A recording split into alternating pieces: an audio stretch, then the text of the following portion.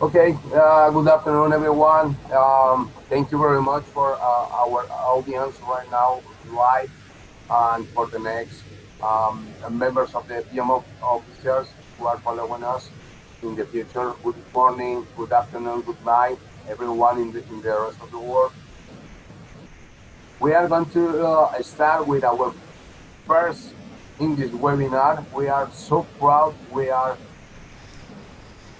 so thankful because we have a great professional with us in this first webinar, um, Elio Costa. Uh, he is going to share with us about risk management. He has a very powerful concept about risk management. It is a new concept. It's very interesting, not only for project management, because our main focus is talking about PMOs. So I think this is one of the huge concepts we must manage in PMO when we are talking about risk management. So thank you very much, Elio, for sharing us, for staying with us with PMO Consulting in the series The Magic PMO. From here we are from Spain. Elio right now is in Portugal. So we are going to start with this our first English webinar for the rest of the world from PMOfficers. Elio, thank you very much, my friend. Muchas gracias. Obrigado. And please sharing us this wonderful risk Mandala framework. For all the audience, before starting, I didn't see anything about the presentation. I didn't see anything because I want to listen for the first time, for ever first time in this presentation. So I don't know anything. So I'm going to learning from this ever first time. Elio, please sharing us. Thank you very much, my friend. Muchas gracias. Okay, gracias. Gracias, obrigado, thank you, merci. Hi guys, Daniel, can you tell me if it's you can listen very well? Just say yes. Daniel, can you listen that? Daniel Ubilla? Daniel? Sí, aló. Okay, can you listen? ¿Puede oír? Sí, oír, Ok, sí. está lloviendo. Ok, gracias. Ok, let's start. Okay, let's see what happens. Okay, the PMO. Okay, something is wrong with the slides. I can't put down the slides. Roll down it. Leo, can you help me? Sure. You Yeah. have all the control. You cannot. No, I can roll the slides. We have tested it before, but something is happening. I can't roll the slides right now. No. No. I can roll the slides. This Okay. other screen, something is happening. You really have done before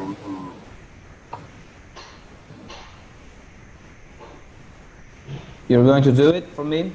uh, well, yes, 5%. Instead of you, I can do that. Okay. I cannot take the control of your PC or your. Okay. Hold on. Can you see my screen? Yeah, I can see that. Okay. Okay, you can go on. So, okay, I can do it for you. You know, it, can you see it, the agenda? No? Okay.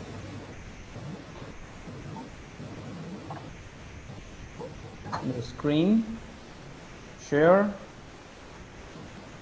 Okay, the only one of us can we sharing. Okay, just share you. I'll try to Yes. share you again. Okay. Okay. Who is going to share? You or me? If you have Oh, now I can see. Now I can see it. Yeah, okay. I will take the control of the Okay. presentation. So Okay. I No, will. we are fine now. We are fine Yes. now. Okay. Go on, please. Okay.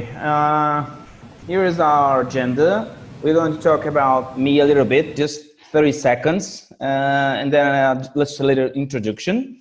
And we talk about risk management, what's to propose and what's meant to be. And then I'm going to explain you a little bit about what is the risk mandala, where it came from, and what is its purpose and the idea, and why do I created that. And then I'm going to do in a strategic level, risk strategic level, and then about risk governance, and then risk processes in practice and supporting tools that was created just to support the implementation of the risk mandala. Okay? And then we're going to make a section about questions and answers, but you can make questions, any questions at any time during the webinar by chat. Okay? Just a little bit about me. I have a 20-year experience in project management and 50 years of them only dedicated to risk management, and master, doctor, and postdoc in risk management, many trainings, many informations. I have studied and applied and worked with risk management in trainings and consultings. I have developed tools, techniques about risk management all over the world. Can you go back a little bit, please? Okay. And I have already trained around 50,000 professionals in business schools around the world, especially in Brazil and here in Portugal, where I live, and in Canada, where I lived 2 years before. Written papers, books, standards, co-author. I'm also a co-author of the PMBOK and the Standard for Risk Management and many other things and books and some certifications all over the world, most famous one in the world. Okay, but just about me. Let's talk about risk management. Well, I just written a statement some years ago that it's ignoring risks is like drawing without an eraser.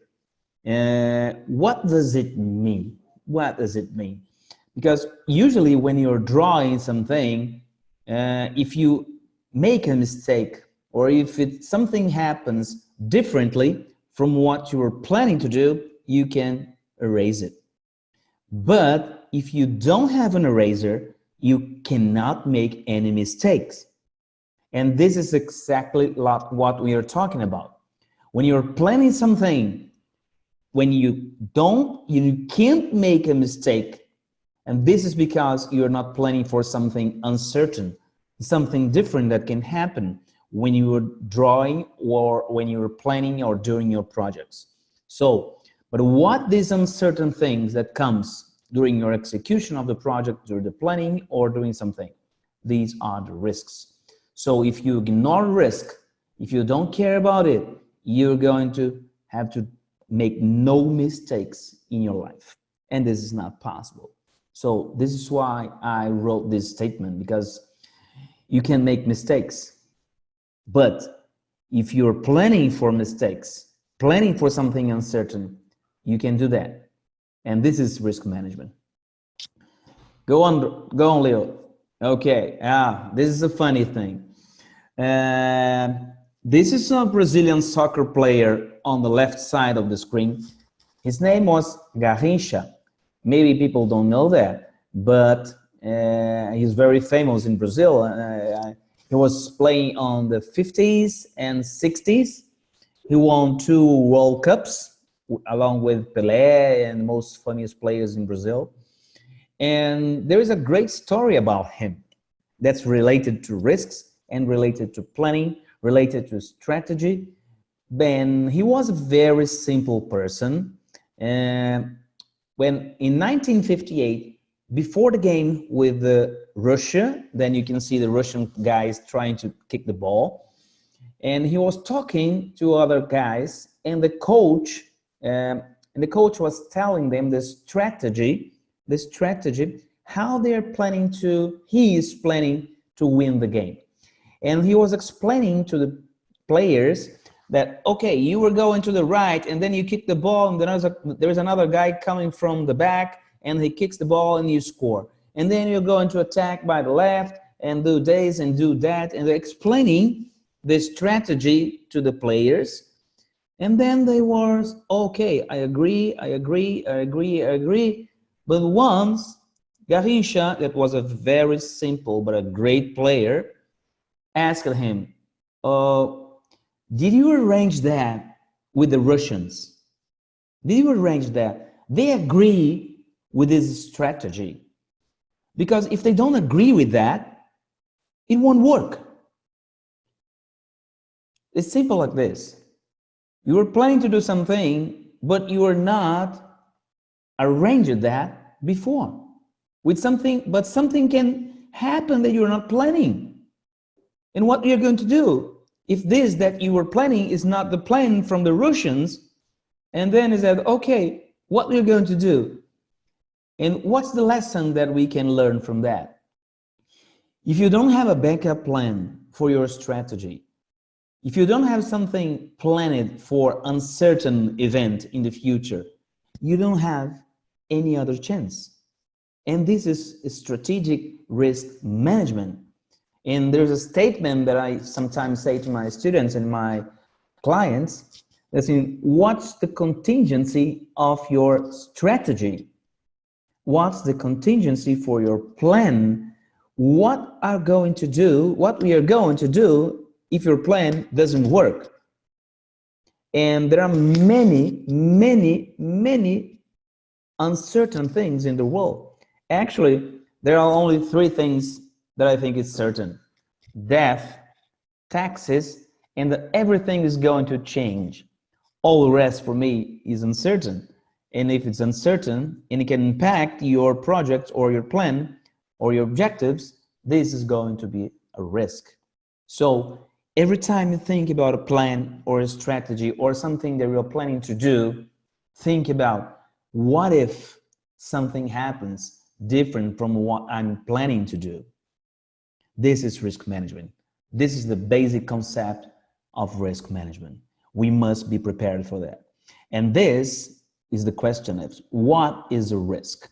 A risk is something uncertain that may happen in the future that can impact, and that if it occurs, it will cause an impact in your plannings, in your objectives, in the results, in your strategy, anything.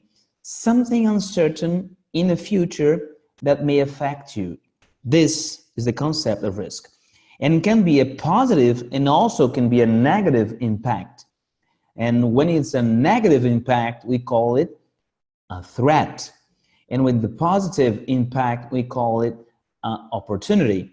And some people think that risks are just in the negative side, but you also have the positive side of risk management. And are the opportunities. Okay? Actually, we can simplify something saying that what we are really managing, okay, I'm sorry for the mistake in the slide, but the question is what we are really managing at all. Some people say that when we are managing a project or a company or a portfolio or something like this, we are managing people, the scope, the cost, the time, or procurement, providers, and something like this. I don't agree with that. Actually, when I think about managing, I think about risks. Why? Because when you are trying, for example, to manage your schedule or your time, what you're really doing is trying to manage the uncertainties in your time, in your schedule. If sometimes you have two events or two activities that one is followed by the other, and then you discover that can be like this, because you have a constraint in your time, you have to put them in parallel. And doing this is a response to a risk. When you break down the scope in a WBS, what you're trying to do is to minimize, to turn that deliverables in small pieces, because in small pieces you have less uncertainty. So the act of breaking down the scope is a response to a risk. When you're trying to hire someone else that is different from your company, you're going to outsource something, you are trying to minimize a threat, for example, or maximize an opportunity. Everything that you are doing all the time, every single act in managing is a response to a risk. So this is why my question is, risk is the mother of all managements. And what we have to do with this integration? Why risk management is so important and why do we have to think about integration? Because every activity, every process, every project, every strategy are full of integration. We have to integrate that, all the process, all the projects, especially when we are managing a portfolio. And then we have the mission, we are obliged to integrate everything. And risk management has a fundamental function in this integration process. Why? Because sometimes, I can almost say all the times, when you have a risk response, this response affects something else. For example, if I try to outsource part of my scope, it will affect my costs, my time, my stakeholders, or procurement areas. And so I have to change everything. And when you're trying to do another thing, maybe the risk response is going to change something else in our planning. So this is why risk management is so important, because it promotes the integration. By means of risk management, you can integrate many things. I'm going to explain you right now in a few minutes. And when you're planning to develop risk systems or a risk model, sometimes you must think about many things. And these are the things that I usually think when I'm developing risk models. And these are the things that I thought about when I created the risk mandala. The first thing, it must be adaptable. If a model or a system or a framework is not adaptable to any organization or most of them, it's useless. It's useless because everyone is different. Every company is different. Every organization is different. You must create something that you can adapt to many kinds of business, for many kinds of sizes, difference, industry difference. You must adapt them because there is no one size fits all. So you have to create something that can be adaptable. You must create something that is usable. If people are not able to use it, forget about it. It's useless, okay? You must create something that people can use. There is a rule that I use about, keep it simple, because if it's not simple, people will not use it.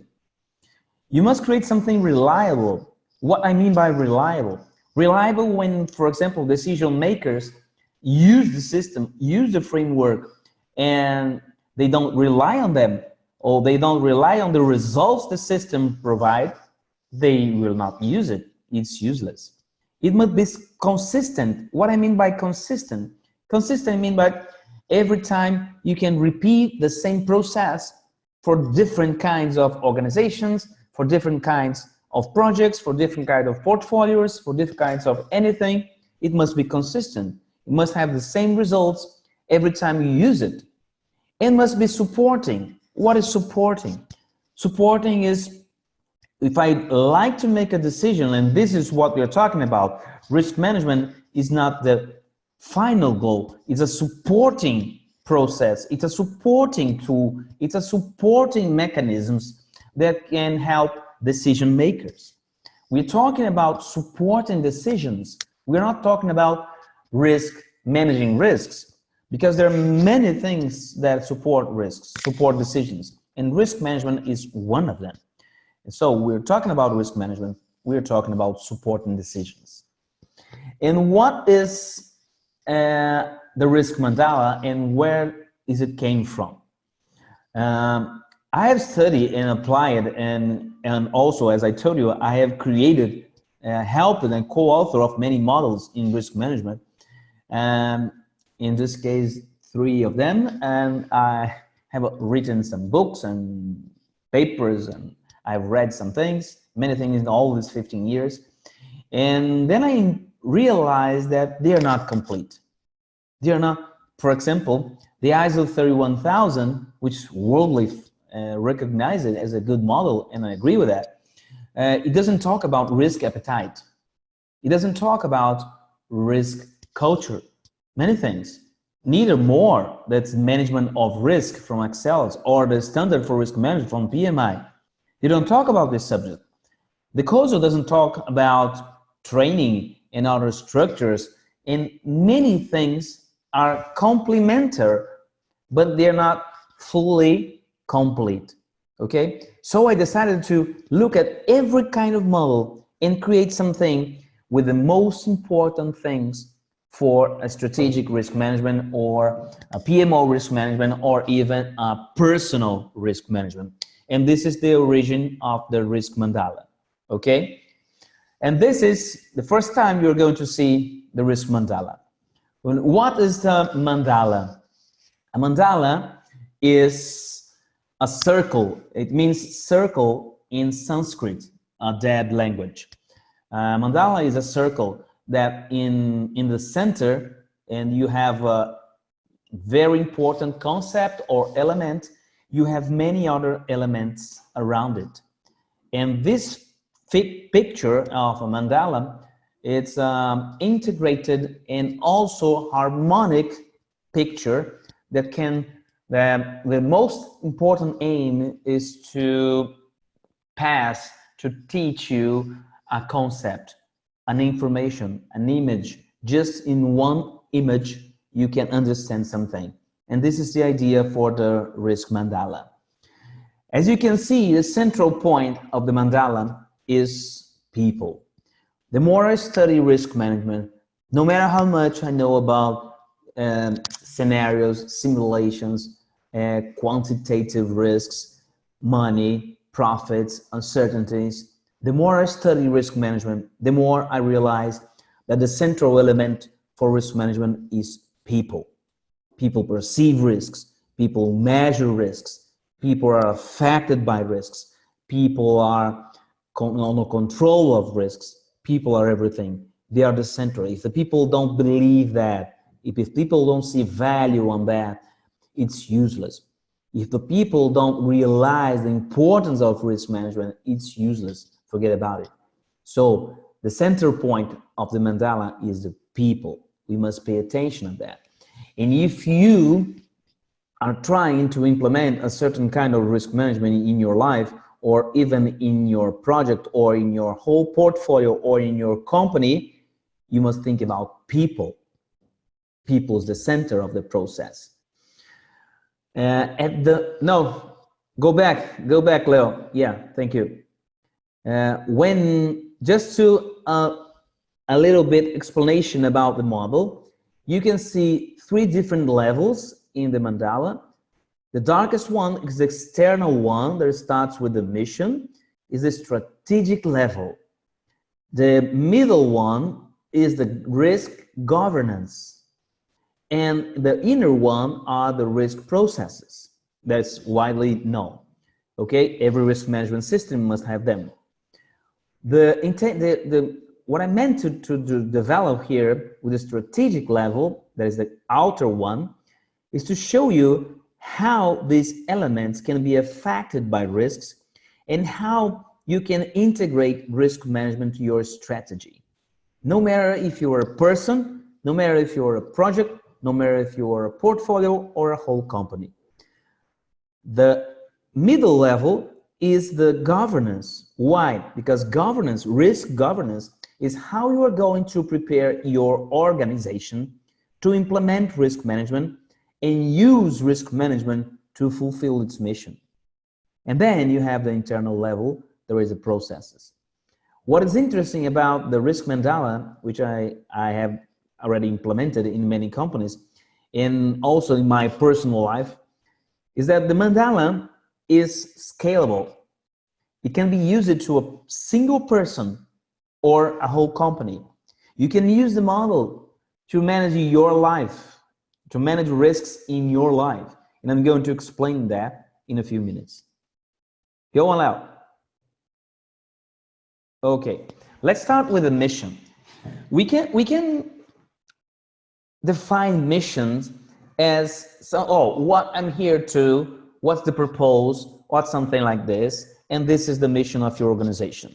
I start with that because if you don't know why you're doing something in your personal life or even your company, and what you're going to deliver to a society, to your job, to your boss, to a company, to anyone, if you don't know what you are going to deliver, and this is the question, what is your mission? Your mission must be defined as what value, which value do you create? If you don't create any value, if you don't understand what is your value, you don't understand what's your mission. Your mission must be strictly aligned with your mission, with your values, the things that you deliver for the world or for the society. And this is the definition of mission. And if you can see that, if you define your mission in your organization, you can see that there are many risks associated to this mission, especially if you have a big company. So this is why I started the risk mandala with defining the mission. Okay, let's go on. Well, the second point here is the analysis of the environment, the internal and the external one. And I do that with the external environment, analyzing with the PESTEL model. PESTEL means P from political, economical, social, technological, environment, and legal. These are a simple acronym for understanding what are the forces that can affect your organizations and affect your mission. And this is why how I assess the forces that can affect you. And when you're trying to develop a mission or trying to develop an organization or a strategy, you must understand that, because otherwise you won't understand on which context you are inserted. So you have to understand your external environment. And there are many risks associated to external environment, good ones and bad ones. Next. Okay, so this is the internal environment. And why do you have to analyze that? Because also there are many risks associated to that. You have strengths, you have weaknesses. Everybody has. Your processes are good or your processes are bad. You have good tools, you have bad tools. You have good professionals, you have bad professionals. You have many risks associated to your internal processes. And this is why you have to understand that. And the analysis of the internal and external environments gives you a good idea of where your company or your portfolio is inserted in. So this is why I understand and I try to understand in which context I am inserted in. And then, go on, Leo. And then it comes to the SWOT model, which comes from external and internal models. But I don't believe the SWOT models like this, that most people in the world use the SWOT model like this. I don't like that. I have created a different model that I'm going to explain to you right now. It's used in the internal and external environment, but it's easier to use than the SWOT model. Let's see then. Next. Forget about it, and then you are going to understand how do I use the environment analysis. After analyzing your environments, internal and external, you can define and you must define your goals, strategic goals, goals for your project, for yourself, for your portfolio, for your company. And why do you have to do that after analyzing the environment? Because if you don't understand in which context you are inserted in, it's useless. You're trying to define goals that are not achievable, and then you have to realize, oh, this is not possible. And you waste a lot of money, and you waste a lot of time. And then we have to define the goals in a smart way. Smart way means specific, measurable, attainable, relevant, and timely. For example, if I want to lose weight in my life, I just can tell, oh, I just want to lose weight. No, I have to say that I want to lose 3 kilos in 1 month. This is specific. This is measurable. This is timely. So in each goal you're defining in your life, you have to define something in a smart way. Okay? And also, if you have, no, go back. Okay, thank you. And also, after defining the goals, you have to define the weights. Why? Because some things will have different weights. Some things are more important than the others. It's not very common to define the same weight for all the goals. Sometimes I say that if everything has the same importance, nothing is important, because you can see the difference between them. So you have to define which thing is more important. Think about your life. There are some things that are more important than others. For example, if you have kids, your kids are more important sometimes than your cars, and your job are more important than your TV and things like this. There are different weights when you're prioritizing things. You have to prioritize them. And when you're talking about strategy, when you're talking about risks, and there are risks associated to your goals, you must define which one is more important, which one has more risks. Because I am trying to reach them and fulfill my mission according to my environment. So I have to define the goals in a specific and good way, and I have to weight them. And also I have to align them with your organization tree. You have an organogram, for example, in a high level, and then you have an organogram in your structure, in your company, and the goals must be broken down just like in a WBS, from the top level until the lowest level, for everyone can understand for which goal we are associated them, and what are the risks associated to each goal. And this is what I call the goals tree. Go on. Let's see a simple example of how people can measure that, how people can prioritize goals. For example, let's suppose that we have 3 goals, just 3 goals. And in these 3 goals, I have a legend here, it's a scale. For example, something can be much less important, in equal importance, more important, or much more important. Okay? And I'm going to compare all of them. For example, goal 1 and goal 1 are equal. They are the same importance. So it's 3 marked for everyone when you're comparing the goal with the same goal. And then I'm comparing the goal 1 with goal 2, and I define that the goal 1 is much less important than goal 2. So goal 2 related to goal 1, it's much more important. It's an inverted matrix. And then I have goal 1 and goal 3, and I said that goal 1 is less important than goal 3. And then if you compare goal 3 and goal 1, you're going to see that in the table you have goal 3 is more important than goal 1. And then you have to do anything, you have to measure everything compared to each one. And then on the score column, you have to sum all the scores. For example, goal 1, you have 3 plus 1 plus 2, and you have 6. And goal 2, you have 5 and 3 and 3, and then you have 11. And then you have 10 for goal 3. But if you sum all the points here in the score, you have 27. Leo, can you mark 27, please? Okay. No, go back. Go on. No.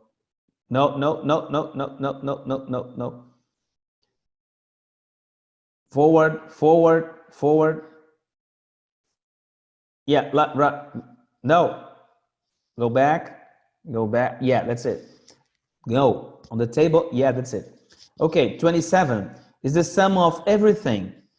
But if you have 27 there, 6 divided by 27, you have 22%. What 11 represents from the total of 27 is 41%. And what 10 means in the total 27 is 37%. And now you are normalized the weight, Now you normalize the goals, and then you discover that the goal number 1 represents 22% of everything. And the goal 2 represents 41% of everything. And then you come to the conclusion that if you have to put your money and your time and your resources in something, it's useless to put them on goal 1. You should put more money and efforts in your goal 2 because it's much more important. This is why I create the strategy to weigh the goals and see what happens, because it's more reasonable to put more effort in something that is more worthy. Okay? And this is why I weigh the goals.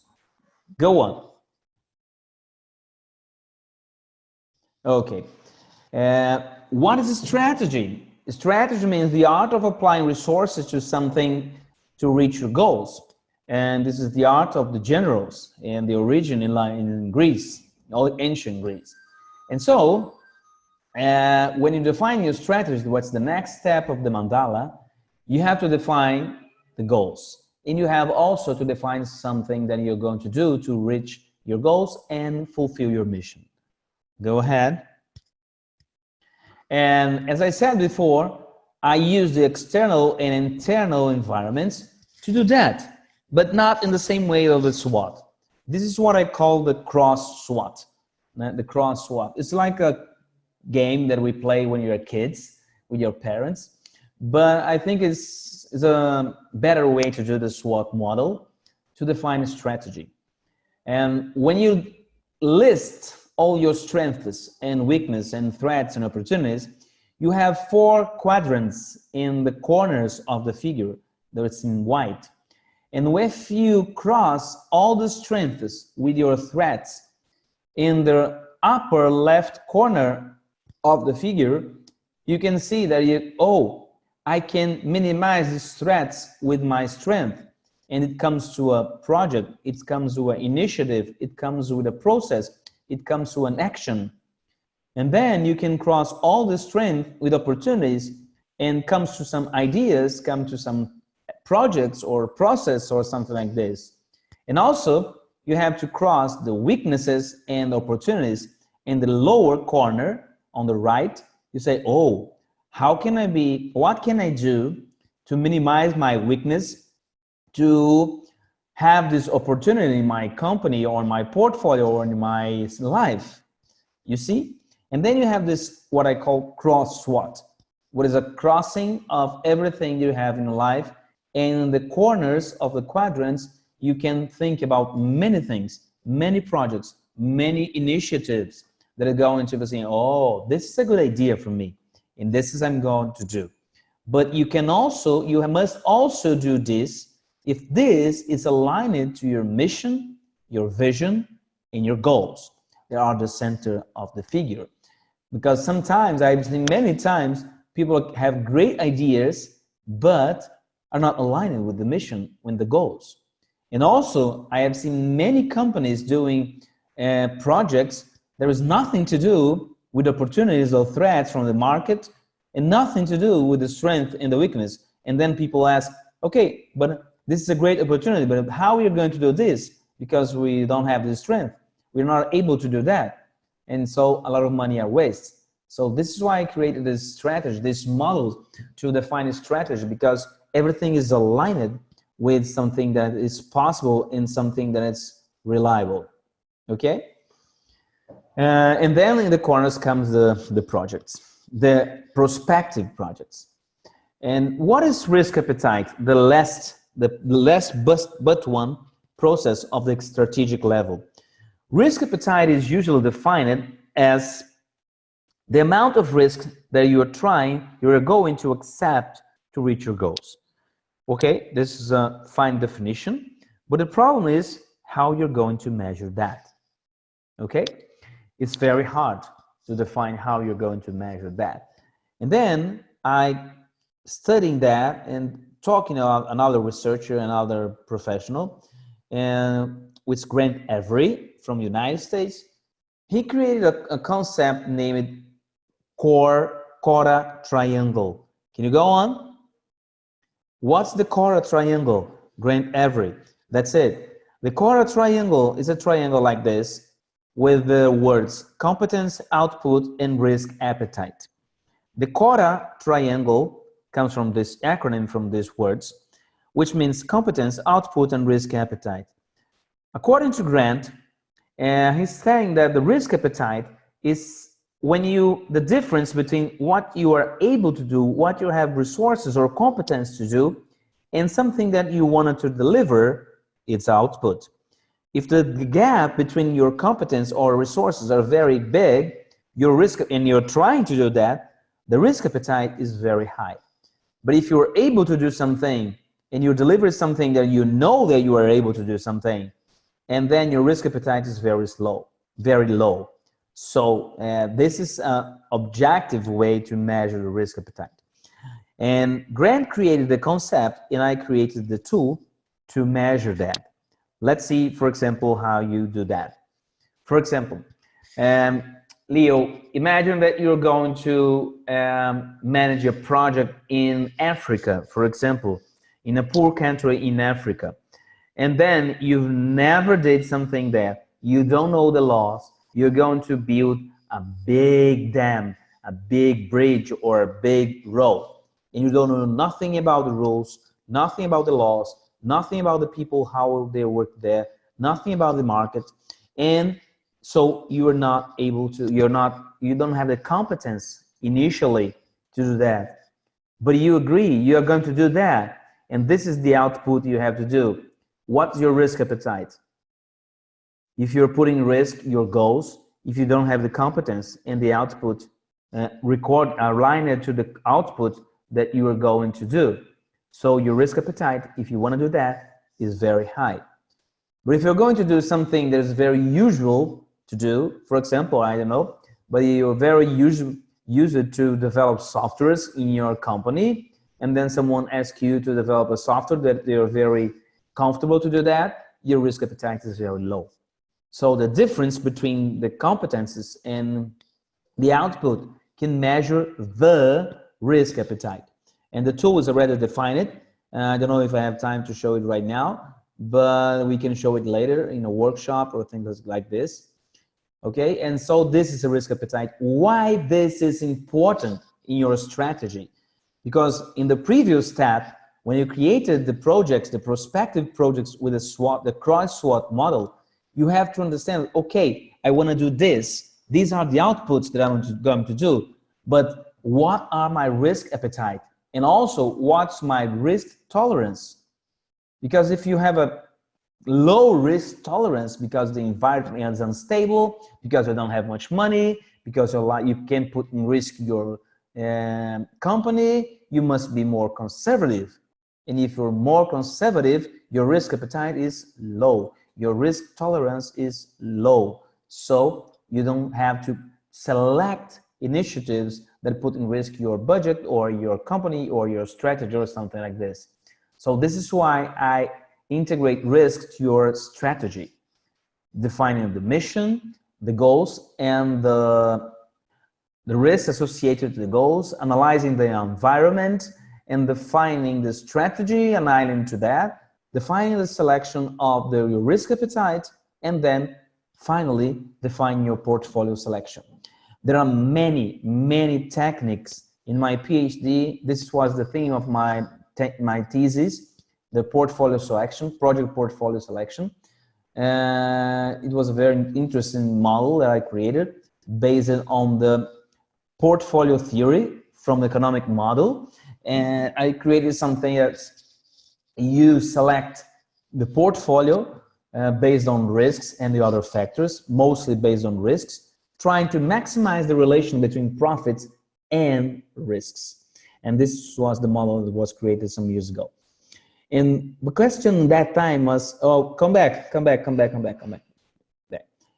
question here is, especially for those related to PMOs, that's like Leo and some other of community, is what's a portfolio? Some people think that portfolio is something, is a lot of projects together, or a lot of programs related to your strategy. Okay, this is the regular concept. I don't agree with that. A portfolio is not a collection of projects or programs related to your company or your organization or your life. A portfolio, in the origin of the concept, created by Harry Markowitz in 1952, he created the word. A portfolio is a group of integrated projects that maximize your objectives and minimize your risks. Sometimes you have a lot of projects, a lot of portfolios, and a lot of programs that don't do that. You just have a collection of projects or programs, but you don't have a portfolio because they were not intended to, they are not created. The project selection to compose the portfolio, it was not correct. People are just trying to prioritize the projects and put in your portfolio the best ones. But sometimes the best ones are not the best combination of projects to create a portfolio. And this is a big mistake that people commit. The people do that in companies when trying to select a portfolio. We don't have to select the best projects. We must select the best combination of projects. And why? Because one project interferes in the other projects, in other processes. And this must be analyzed during the portfolio selection. And this is very important information for PMOs. Because if you don't do that, you're going to make a big mistake. You're going just to prioritize them, and then you're going to make a big mess. Think about soccer again. When people are playing soccer, we have a lot of players, and then you have good players but not a good team. Okay, you have good players but not a good team because they interact with each other. The most important thing is the interaction between each other. You see, I see the game in Barcelona and and Liverpool. The interaction between the players is fantastic. Oh, someone wrote something here in the chat. Let me see that. Name, mute, you're going to start in a couple of minutes. Very interesting concept and definition about portfolio from PMO vision and strategy. Yeah, that's it. People must do that always. Because if you put a selection, just a good projects, this is bad. And sometimes people define criteria to define a portfolio and just prioritize them in terms of what is most important, but you don't see the interaction. I have managed once a portfolio doing this in ancient times and said, oh, this is a good project. This is a good project. Let's put that on the basket. This is a good project. Let's put that on the basket. But this project, that is a good one, interferes in another one or in many others, and then the portfolio is bad. Okay, when you're selecting something, especially a portfolio for your strategy that you have previously defined, please do that. Think about the interaction between them. Okay, and then here I am just telling you some important criteria to select a portfolio. The first one, obviously, is the strategic alignment. You must be surprised, oh, this is obvious. Yeah, is this obvious for whom? Because I've seen many companies doing some things that are not aligned to your strategy. And then you can say, oh, but important is, okay, all the projects that I'm defining are aligned to my strategy, but which one are more aligned? Which one have more weight to that weight that are defining to objectives? Which project contributes more for your goals? And this is it's not a question of saying, okay, I'm aligned, so I'm fine. No, you must define how much you are aligned. And also, as I said before, you must do the interdependence, analyze the interdependence between the projects to see how much a project helps or cause any problems in other projects. And then you have the risk appetite that was defined before, and then you have to define the benefits.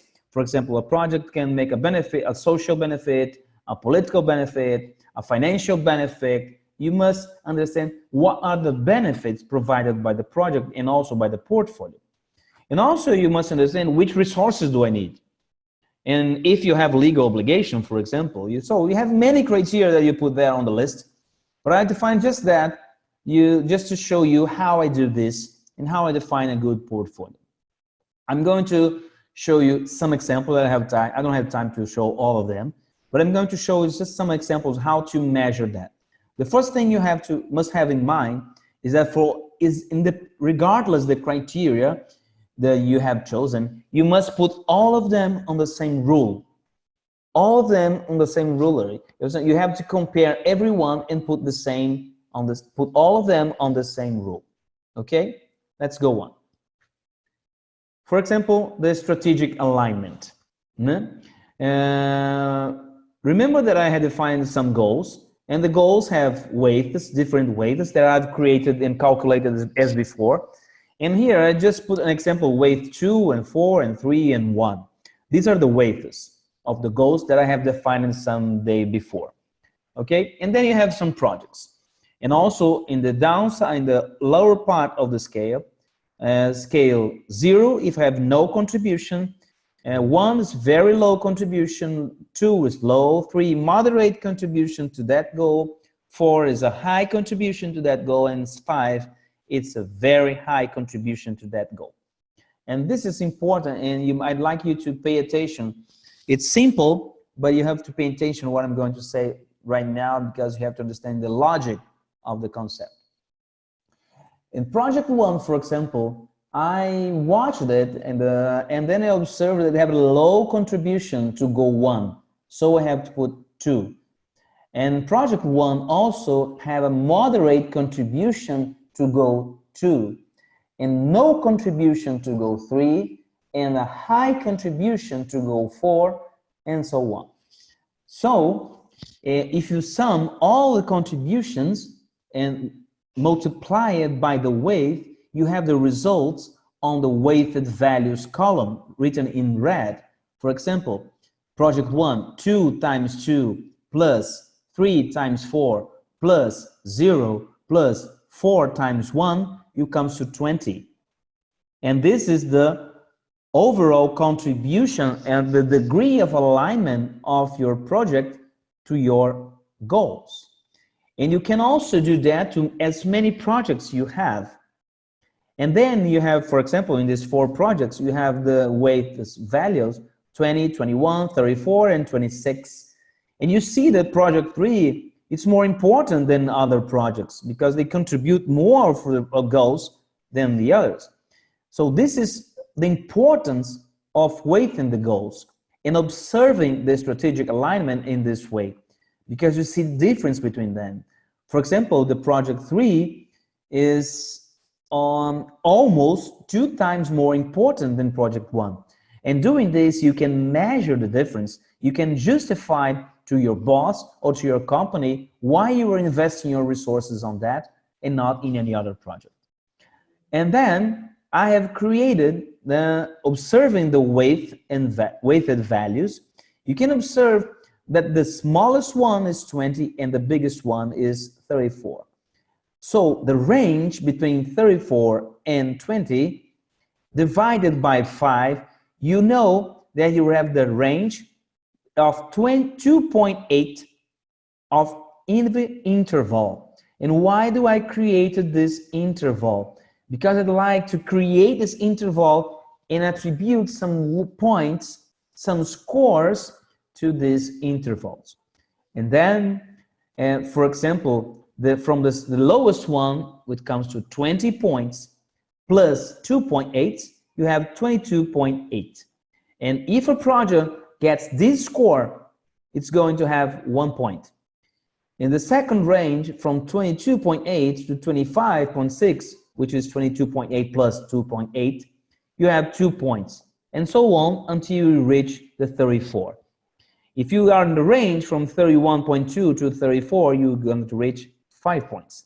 And why 5 points?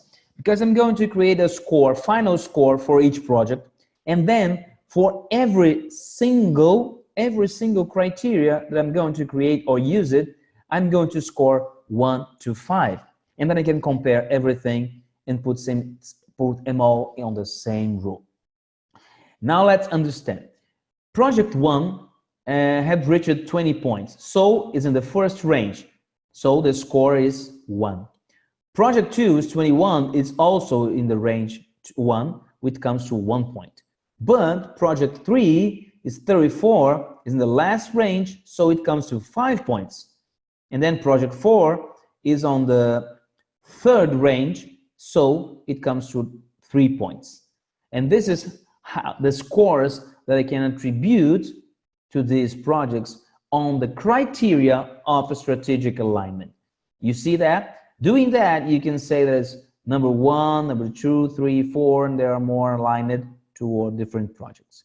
And using this strategy of defining the highest one, the lowest one, defining the range, and dividing by 5, and creating the rule, you can compare everything. I have done that for many different criteria, and then you can compare everything. Go on, Leo. For example, portfolio, no, back. Okay, let's say for another criteria, for example, a strategic alignment example. You have the scale down, you have scale 0, with no interference, no interdependence. 1 is very low interference, 2 low interference, 3 moderate, high, and very high. Okay, and then you have to put them. No, you go. No. Go ahead. Next slide. Okay, it's a different slide. For example, if you have -3, the project 1 will interfere very high and negative impact in another project. -2, it's a moderate negative impact in another project. -1 is a low negative influence. 0 is no influence. 1 is a positive influence, but it's very low. A positive, but it's moderate. And 3 is a positive, but high influence in another project. And then we are going to compare every project to each other. Project 1 related to project 1, of course, there is no interference, no interdependence. And this is the column that is 0, 0, 0, 0. And when you compare project 1, for example, with project 2, I'm saying, just for example, that project 1 and project 2, project 1 influences project 2 in a positive and moderate way. But there's no influence in project 3, and a very positive influence on project 4. Project 2 doesn't interfere in project 1, interfere very high positive influence in project 3, and it causes a bad influence, a moderate negative influence in project 4. Sometimes it happens because you're draining resources. If something happens there, you can injure another project, and sometimes it happens. And also, you can judge everything according to this scale, and also you're going to sum up everything in the column named values. And then you have in the first line, you have 2 and 3, and it comes to 5. And then you have 3 and -2, and then you come to 1. And then so 1, 3, and 2 on the column named values. Okay? And once again, I have the gap. The gap is between 1 and 5. 1 is the lowest one, and 5 is the highest one. And when you come to this gap and divide it by 5, once again to create a range, you come to 0.8. And then from 1 to 1.8, you have 1 point, 1.8 to 2.6, you have 2 points, and so on until you have reach the highest 1 point, which is 5. Let's do it again. In the project 1 has 5, so it comes to the last and biggest range, it comes to a score of 5. Project 2 has just 1 point, so it's in between the first range, comes to 1 point, and 3 points and 2 points. You see now that you can compare every criteria, put them on the same score scale, and then you can compare everything. You like that? Well, let's see. I'm going to ask you a question. If you have any doubt between this criteria and then something that I'm doing right now, just to show you and how can I compare that. Can anyone can do that? A very interesting concept. What do you think about this process of measuring criteria and normalizing everything? Can you do that? Okay. Okay. Never seen this before and looks interesting. Yeah. What I think is interesting in this process because it's easy. It's easy to do that. And as I said before, you must create something that is easy. not something that is very complicated. No? Never seen this before in the way that it handles. Yeah, it's the way it handles. Yeah, that's it. And do you think it's useful? Exactly, that is simple. It's simple, very simple. And you can compare and think, yeah, as I said before, if you don't create something simple, people will use it. People will use it. And according to the level of maturity of the company, it's sometimes you can't use something more complicated than this. Otherwise, people won't use it. Okay? The huge challenge is to sail the PMO and see and later to implement in the risk management plan. Yeah, that's it. I agree with you. And from Francisco, absolutely, you must put something to the user in the beginners. If not, they will never use it. Never, never, never. Of course, there are some things more complicated than that. But if you're trying to implement a risk management model, you can cause any burden to your company. If I say, oh, well, this is too simple. Yeah, but sometimes simple things work. And this is what I'm trying to tell you. Let's go on. Let's go on, Leo. Next slide. And then after doing each score for every criteria that you have defined, let's see how can I do the final selection of the portfolio. Go on, Leo. Okay, I'm going to share the slide in two parts, part 1 and part 2. And this is the simple way to do that, but I'm using that in a lot of companies and it works and they're very pleased and satisfied with the model. Let's say, for example, you have 4 criteria, but you can have many ones. And you have 4 different projects.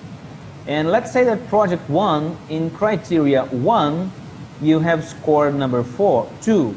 In criteria 2, you have reached 4 points. In criteria 3, you have reached 4 points. In criteria 4, you have reached 5 points. And then you take that scores that you have reached in each criteria and line them and put them in the same worksheet, and then you can sum the final score. The final score for project 1, for example, is 2 plus 4 plus 4 plus 5, and then you come to 15. Project 2 is 12, and then 3 is 6, and then 9. And what happens then? You understand that the total points of the whole 4 projects is 42. And if you can do all the projects, you're going to reach 42 points in your scale. But sometimes it's not possible. But the question is, what's the contribution of project 1 for this 42 total score? What's the contribution of project 2 for this contribution of 42 points? And then you have to divide 15 by 42, 12 by 42, 6 by 42, and 9 by 42. And then you realize in the percentage column that project 1 represents 36% of the whole benefits, of the whole amount of points that you can reach doing everything.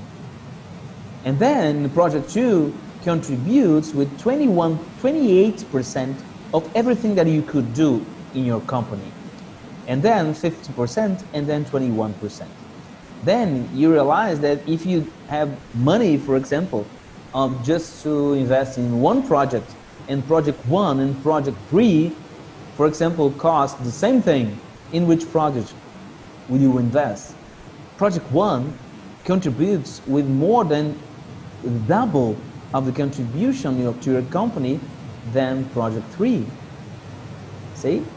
And then the priority is number 1, then number 2, and then number 4, and then number 3. And then you create a priority. But this priority, you have considered many things in your prioritization process. Also, the interdependence of the projects, which is very important, as we said before. And now I'm going to take this second part, showing you how I do this. I'm going to take the last 2 columns and transform them to this table. You remember, project 1 is 36% and was priority 1, project 2, 3, and 4 with the percentage and priority level. And let's suppose now that to implement project 1, it costs 10,000 euros or dollars or anything you want, and project 2 takes 12,000 or 12 million, I don't know. Project 3, 5, and project 4, 8 million or 8,000. The total amount of money to implement all the projects would be, for example, 35 million or 35,000. But you have a constraint. You have just 28, for example.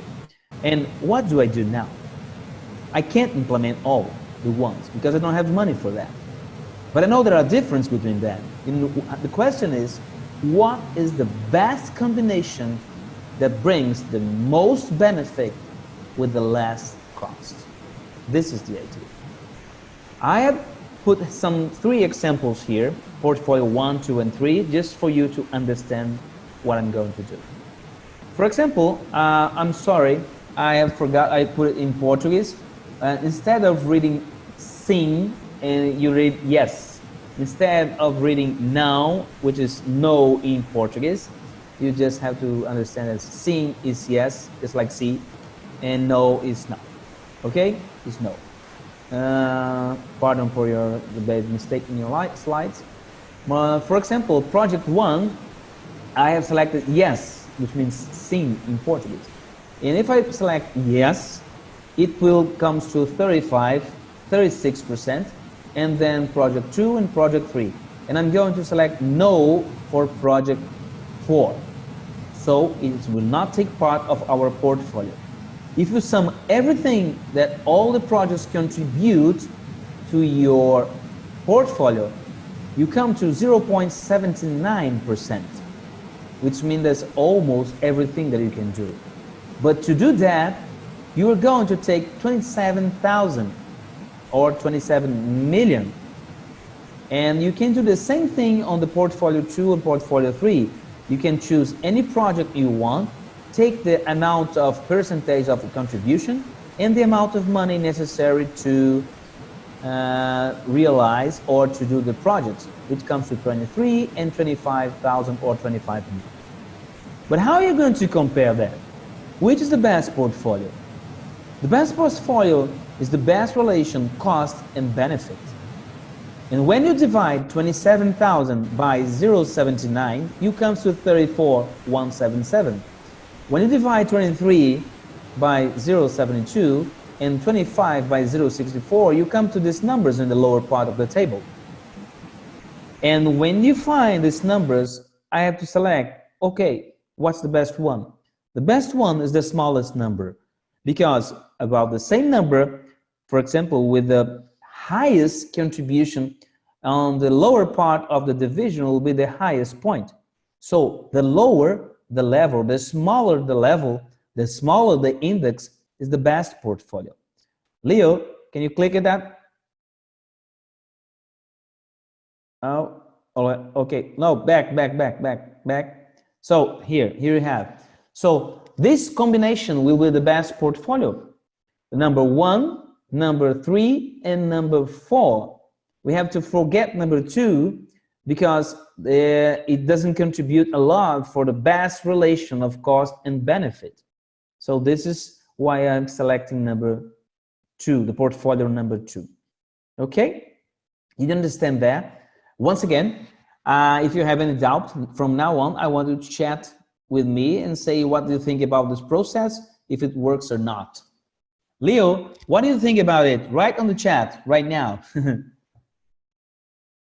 Let's see what people write to see. You see, it's a simple way to do that, and I'm trying to do something simple for people to use it, and using many criteria, aligning to risk, correct, always some, Leonardo, okay. You see, it's simple. You just need a worksheet for that, but the best way to learn is put in practice. Yes, I'm going to tell you right now how to do this. Okay, I agree. I also agree. Okay, let's go on, and I'm going to show you something very interesting. Leo, go ahead.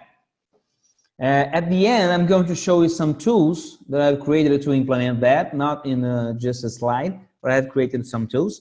that can help you to implement that. Okay, let's do that.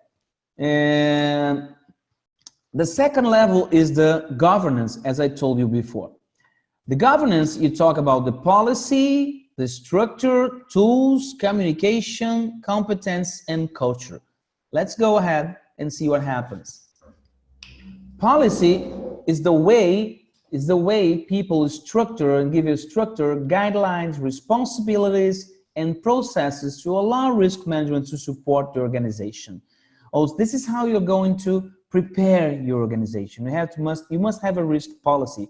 And I have developed some policies, examples that is already available, and maybe I can send you by email or something like this. That it's a general model that you have to think, oh, how can I define some structures, guidelines, just to help you not to start from the zero. I had developed three or four templates that can help you. Okay, it's already made by the Risk Mandala framework. Go on. And what about the structure? The structure, you must create a structure to manage risks in your company. It's not a different structure from any company. It's not something else that you must create. It's something that already exists in your company. You just have to create a structure to manage risks that comes from the board of directors, and then you have to create a risk committee with a temporary infrastructure. And what's the risk committee? It's a board. It's something that is in a high level, for example, directors, superintendents, or supervisors. They're not the final lower part of the organizations. It's an intermediate level that I'm going to manage risks in an intermediate level. And then you have the risk owners that can talk to the risk committee, what's going on the lower part of the organization, of the organogram. And then you have internal audits, and this is very important. The internal auditors understand what's going to happen, what's happening in your process, on your projects, and they can help risk owners, and also they can help the risk committees to understand and make decisions what's going on. And the internal audits, and they protect the process, they protect the rules, they protect the laws from external and internal laws and regulations. This is why we have the light blue bars on the right side and the left side of the picture, because you have regulatory organizations and you have external audits that comes to your organization sometimes, especially if you're part of the government. And then you have to say, okay, we have to protect against them. You have laws, you have compliance, you have many things. And finally, you have a risk office. What's a risk office? Is just like a CEO or CIO or CFO in a company, the C-suite level. You also have a risk officer. CRO is a chief risk officer. I have seen them in some companies, not many, but I have seen them. And they're responsible. They are the guardians of the risk management process in the whole company. And as you see on the arrows, they are linked to everyone. They're linked to everything that manages risks in your company. And this is a simple model that you have to create there. Okay? So your chief risk officer in Spain, impossible. Why? Why is impossible? I'd like to know that. Why is impossible? Impossible. Why do you think it's impossible? No budget. You don't have to, no budget. Yeah, I understood that. Understand that. But you don't have money to that. You can attribute this function to some other people that can do that. But I think in big companies it's possible. Here in Portugal, I've seen some companies that have a chief risk officers. And Portugal has less money than Spain, and it's not impossible. It's not a big office. It's not something big. I'm talking about a person and maybe one or more, two people. That's why I'm managing. And last time I see that in Brazil, there was a risk office with 3 people. It wasn't the 3rd biggest company, construction company in Brazil, just 3 people. They can do that. They can do the job. For very low maturity in business, project management offers and risk management top level, really important figure, personal thought. but did never seen this before. Yeah, the same. Sometimes in the regular models, for example, COSO and ISO 31, and they don't talk about the structure. But I think it's important, so I created this simple structure, very simple structure to implement that. And so you can do that. You can do that. Everybody can do that. Everybody can do that. Okay? And you risk honors, everyone has risk honors. You have a board of directors, and you just have to find some people to find a risk committee that already exists in your company. And when they get together, for example, once a month, or every 3 months, or every 6 months, they collect the risk that comes from the risk honors, they decide something, and then they make decisions. Or if they don't have the power to decide something, you have to put the board of directors, and then they decide there, and then the answer or the action comes from to the top to the downside of the organizations. Okay, so you must think about a risk structure. Let's go on, Leo. What else? You also have tools. You have to adapt your tools. And why? Because different companies have different tools. Different projects have different tools. For example, I have managed projects where I needed a simulation tool, and there are projects that I didn't need them. I didn't need the simulation tool. It was a simple project for budgets and costs and things like this. So which ones? How do I customize these tools for my projects or my portfolio? Who needs these tools? Because sometimes in board of directors, they don't manage simulation tools. Some people do that. So you must have people trained in simulations on Excel or Canvas, on many things and many different tools to manage risks and make decisions in your company. So when your governance, about your governance, you must define the tools. Okay, let's go on. You have to create communication channels and open them for everyone in your single company. Everyone in your company must be able to communicate risks, positive or negative. And I have seen some behavior in some companies that people, oh, I don't want to talk about risks. I don't want to talk about something bad, but they forget that risks can also be positive. And you have many communication tools nowadays. You have chats, you have internet, you have mail, you have anything, you have softwares, you have many things to communicate. We never have in mankind in history more communication channels that we have today. So it's easy to communicate. But one important thing in your governance model is to create channels, open channels, communication policy, how people are going to communicate risks throughout the organization. It's vital for management, vital. Communication is vital for risk management and for every kind of management. Go on, Leo. And then you have to develop competencies. You have, which competence do I have to develop in your company? And you must sometimes create a capacitation planning. And what's something what's written there? My vision company puts incentives for communication risk. Well, this is great. This is great. I worked for 30 years in the Brazilian Air Force, and risks there are very well communicated, especially when they're talking about risks related to flight safety. This is very important, very important. So if as we know, we have noticed that the importance of risks. If I'm managing something and people don't talk to me about risks, I'd be very upset because I want to know what's going on. Okay, so I have to define the competence that I need in my company. I have to define a capacitation training plan, and sometimes I need coaching. Some people to help them to implement something. People more experienced that come from abroad or come from another company that is okay. This is the best way to do, because people sometimes don't have maturity enough to implement and to adapt things to your personal company. Okay, competence is a very important point in your governance level. And finally, let's put another one. It's the risk culture. Go on, Leo. Oh, Leo. Okay, risk culture. And what's a risk culture? Culture is something that you have a group of behaviors, concepts, beliefs, actions, many things a group of people do together. And what's a risk culture? It's how they face risks in your company. Do they have the same knowledge? Do they have the same language?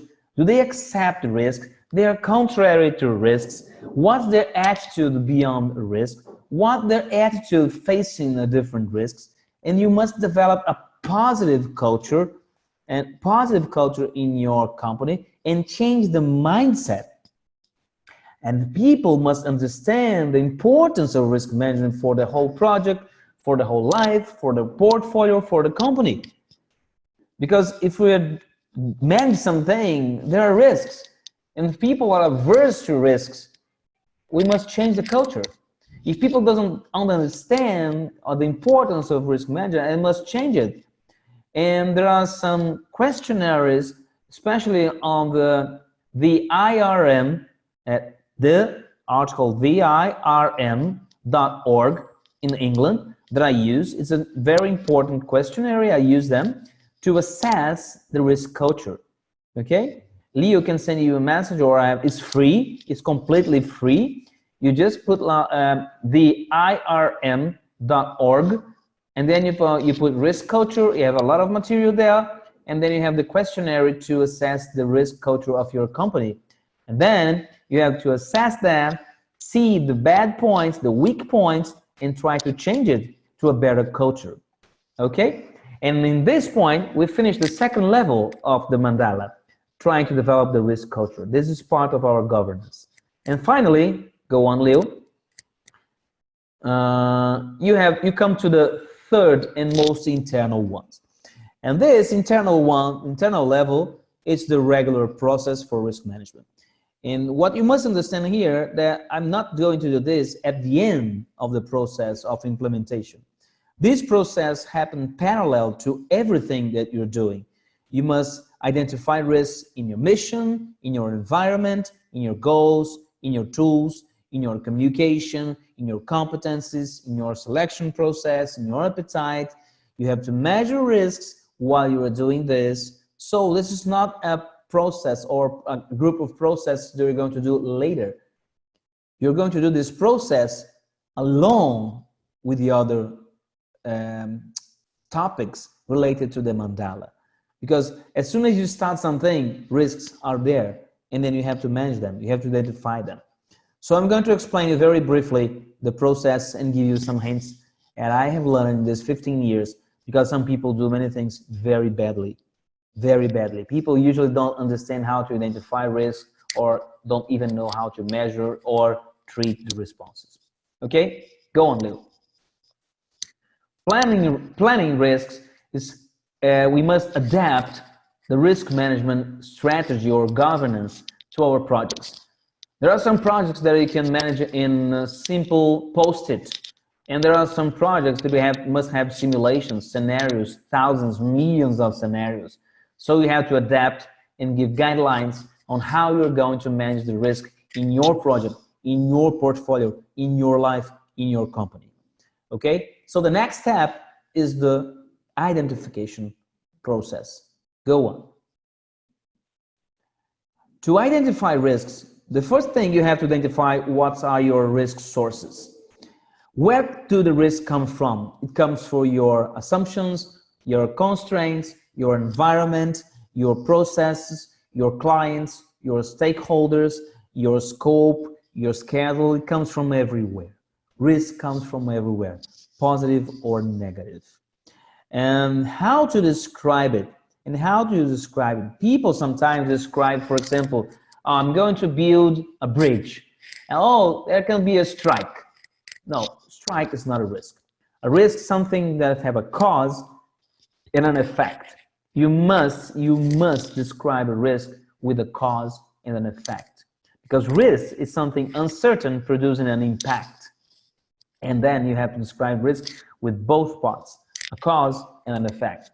For example, you may have a strike causing a delay on my schedule. And then you can see the relation between the cause and the effect. And then you can estimate the probability of the cause and the impact caused by the effect. Every time you describe a risk, put cause and effect. And also, and many times, I'm going to give you a hint. right now, and how to better risk, to write risk, how to better identify risks. For example, I'm telling you that strike is not a risk, but strike with causing a delay in your schedule, this is a risk, of course it is. But the problem is how to measure it. How can I measure a strike or something, for example, a delay in your schedule? And sometimes I have to do that. I'm going to tell you how I do. When I define a risk, when I identify and write a risk in my risk registers, in many times I have to put some parameters. What's a parameter? I'm going to show you the difference. For example, if you have the risk preview stock, strike, and then you have delay in your schedule or a schedule overrun, it's very hard to measure that. But if you say, I can have a 3-day strike or 5-day strike, causing a delay of 3 or 5 or 6 or 10 days in my schedule, this is measurable. This is measurable. It's easier to measure risk in this way than just saying strike. Okay. And then you have techniques to identify risks. Okay, many one. Brainstorms and things like this and chats. And then you have to measure risks in a qualitative and quantitative ways. I'm not putting so much time here because this is the regular processes and the difference between qualitative and quantitative risk levels. And you have to prioritize risks by the risk level, the urgency, or detectability. Depends on the way you're going to prioritize the risks. There are many things written there. And next. And they have to treat the risks, and you can take actions before and also after the risks occur, and you have to plan them. You have many strategies to do that. And next. And also you have to treat the treatment you have to define responsible, which monitoring you're going to do, triggers, key risk indicators to monitor risk, and you have to integrate the risk responses to all the process. And this is the regular process for treating risks. And next. And finally, as I told you before, this is the risk integration star that I've created. Each point of the star is a planning element and have an uncertainty. And it brings the risk related to planning. You have the risk responses, and then you have to observe the effect of the impact of this response to other plannings. And this is how I integrate some things using risk management. I call it the risk integration star. And then go on. And then we have to monitor risks, seeing what happened, changes, effectiveness of your responses, replan something, lessons learned, and these are the regular process for monitoring risks. It's not new for anyone, so I decided just to show you how do I do that. Okay, let's go on. In order to provide a supporting tools to implement the model, I have created 6 different canvas in an Excel tool. Let's show some of them. Okay, for example, this is a canvas that I use to do define the objectives, the strengths, the weakness, and then you have to set them on the right side of the sheet with using post-its. It's just a piece of paper. This usually press it in A1 model or A0 model, and then you have to put a post-its and do exactly as I explained before. But what is interesting in the canvas that you can do in a collaborative way with people around the table. You can do that in the same way that in many things canvas around the world, but it was created specific for this framework. Go ahead. And then you have the worksheet done here. You can just go there, do that with your team, and then you register here on the worksheet. You have an example here, part of the worksheet. Go ahead. And then you have another one to prioritize goals, doing exactly the same logic. And then you have the project alignment board on the right side, as I explained before. And then you go, after doing something with collaboration of your team and post-its, and then you go to the worksheet, go ahead, and register everything like that. everything, if you don't want to use the canvas, you can use everything in the worksheet. Everything is ready. Everything is ready to be used. You see, this is an Excel worksheet. Everything is there. On the left, and then on the right side, you see how you fill it. On the left side, of, for example, in the first table, you see the weights of the goals. And see, downstairs in the down part, you see how much it contributes, and then you see the prioritization and the scores. That's the same. Everything is automatic. And also you have the risk canvas. It's another canvas that I created just to manage risks with post-its. You have the numbers 1, 2, 3, 4, 5, 6, 7, 8, and you have to identify threats and opportunities. You measure them. Something you do before, something you do after. The integration process between risk and other fields, other plannings, risk honors, and then you have to analyze what's going to happen with your risks during the monitoring process. After doing something, you have the strategy to respond to risks. Next one. Here you have an example how it's done. You have different colors, one color for threats, one color for opportunities. You have a lot of activities to do. I have used that to personal life and strategic level, project level, portfolio level. It works very, very well. Okay. Well, this is what I had to talk to you. And this is my contact. If you want to talk to me, I'm living in Portugal right now. This is my email, and also this is my telephone number. This is my website. I'm changing it right now, but it's going to be ready. I suppose it's going to be ready in 2 or 3 weeks. But if you want to take contact with me or just get contact with Leo, Leo can help you. Next one. And these are some of the things that I can help you. And I have some workshops, trainings, the Risk Mandala workshop. Actually, this training, this Risk Mandala workshop takes around 2 or 3 days in the whole company. 2 or 3 days, full days. It's very interesting. I've done it many times. You have some basic trainings on risk management, advanced trainings, coaching, and project and portfolio consulting for risk managers.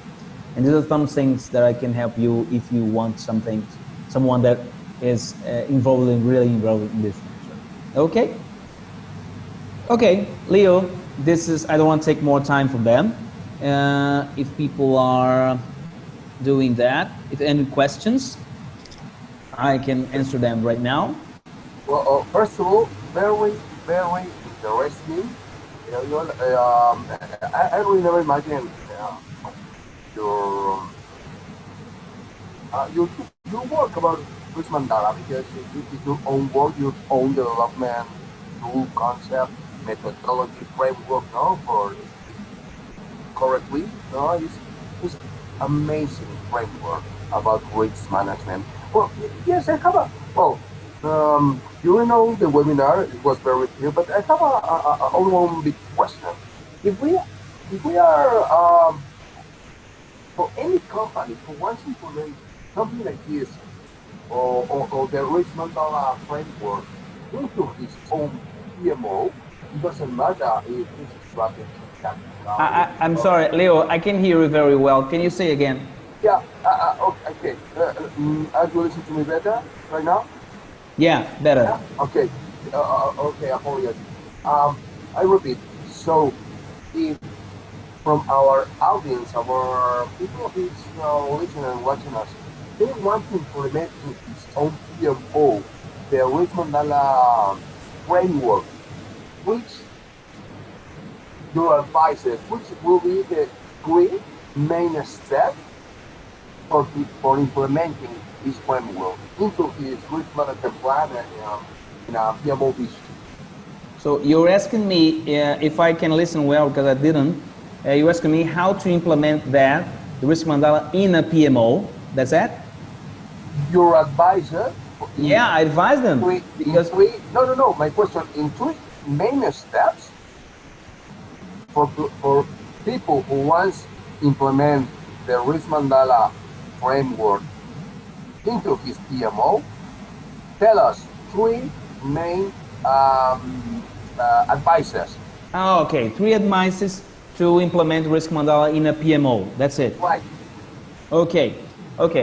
The first one is to change the mindset of the people. Try to change the risk culture.